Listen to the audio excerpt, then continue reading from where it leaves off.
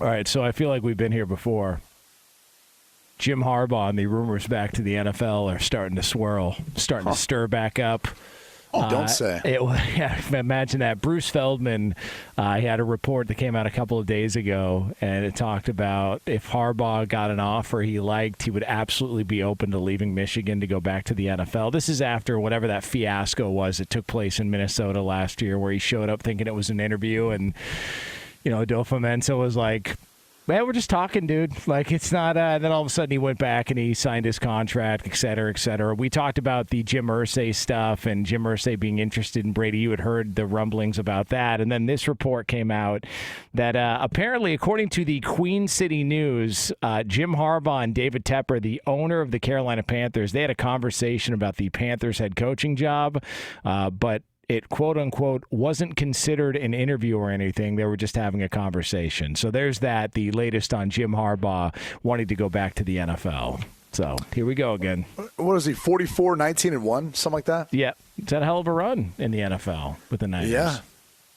He was a heck of a head coach. He's been a heck of a head coach. Even like people tend to forget, but before he started having success versus Ohio State, and I know Michigan fans are disappointed about the loss in the semifinal game. That's 2 years in a row now. But they're part of the dance, and they're still building this thing. And you have to go back and look at where Michigan was before he got there. I mean, they were a team that was averaging 6 wins a year. Now they're a team that's averaged over the course of his time there 9.5, 10 wins. I mean, that's huge improvement when you're constantly competing for New Year's Six Bowls, a chance at the Big Ten, a chance at the college football playoff from where they were. And so anyone who's doubting like his ability as a head coach is dead wrong. He's a great head coach, quirky in some ways, right? He's got a unique style, but he develops guys.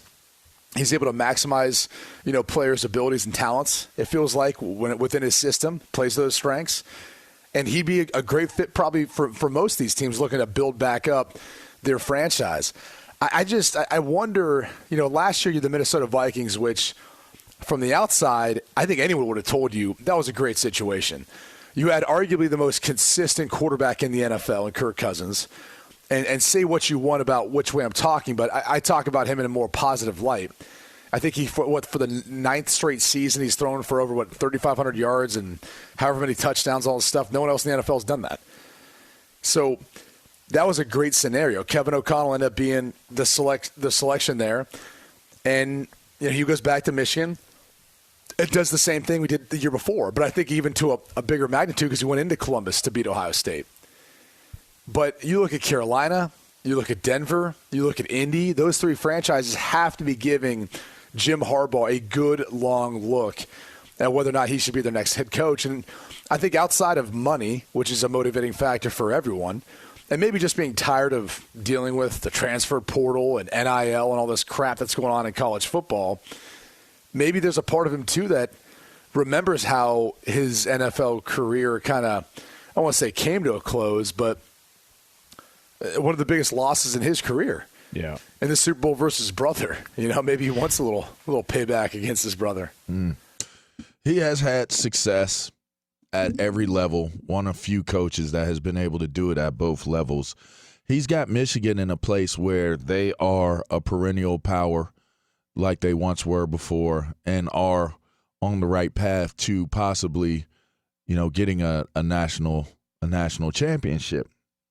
I find it interesting in terms of, one, how many times or how many seasons, if this isn't the one, how many times does it become a conversation? Because we were just talking about Sean Payton creating a market. This is creating a market as well.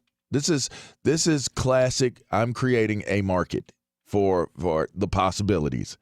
When does this well run dry for Harbaugh with Michigan? Like that's one that's one thought that I have is at some point you don't want to feel like this person is on their way out. I just don't want to feel that way.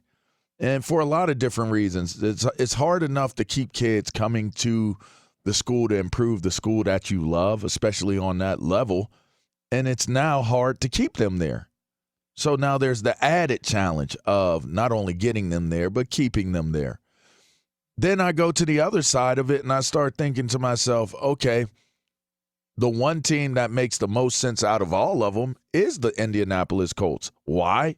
Because after doing what Jim Irsay did, and I believe if you listen to the sound bites that he gives when he offers his explanations of reasoning behind bringing in Jeff Saturday, he wants to be validated by, I know what I'm doing. I've been doing this, what did he say, for 50 years? I think he said he's been an owner for 50 years, and the sausage, I don't know how they make the sausage, but I know how to build football teams. Yeah. He wants to validate that he knows what he's doing. In a lot of ways, he's comparable to like how Jerry Jones is. We know who he is. There's a brand there that's connected to who Jim Irsay is. He clearly cares because if you've seen him, he's muscular. You know, he lifts and stuff, and stuff. And Wait, and what? So, I don't know. I just think he lifts. You saying Jim Irsay's on the Jim gas? Harbaugh lifts? Not Jim Harbaugh, Jim Irsay. Irsay. You think Irsay's on the gas? Is what you're saying? I'm just saying he looks good for his age. Like the muscles look strong. Anyway, the point is, I think that there would be a whole lot of justification surrounding him bringing in a player that has been he's a legend for the franchise, and. Yeah, I got distracted by what Berto has on television, and it's a really interesting distraction. But I think that Harbaugh would be a definitive response to what would be perceived to be a failed opportunity or a failed decision on Irsay's part to bring in Saturday. Why would Jim Harbaugh want to go to Carolina over staying at Michigan?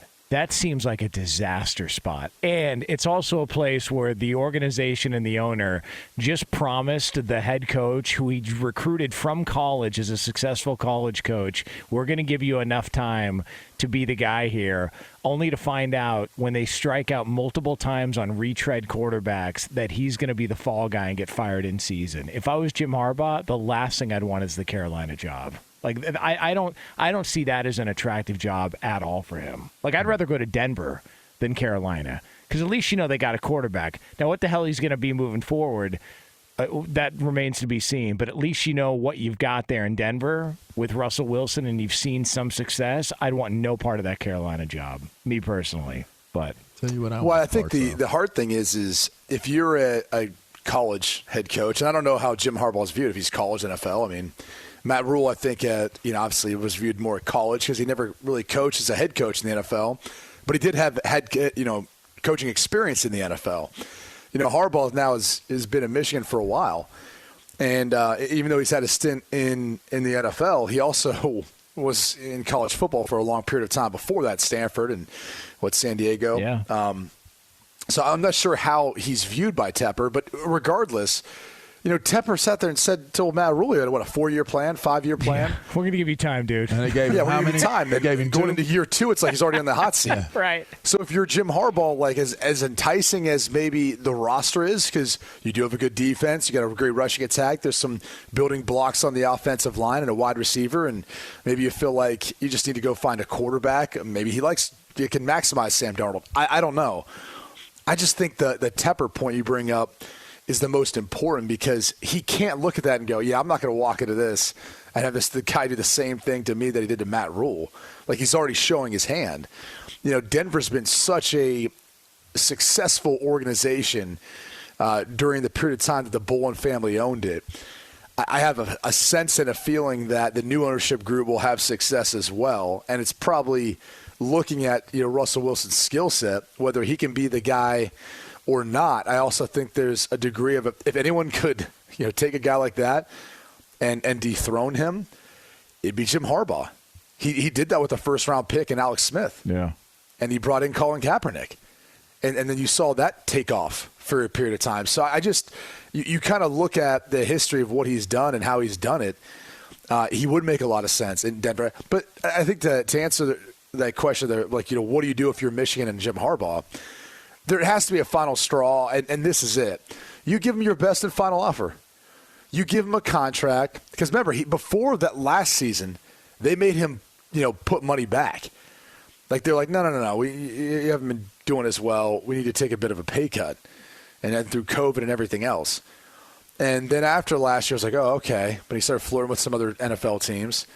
Now you pay him a huge number to be there forever. And he has a huge buyout if he wants to leave to go to the NFL. So he has to give you a bunch of money back. But that's really how you structure it. And that's how you create a contract to say you're not leaving Michigan this time.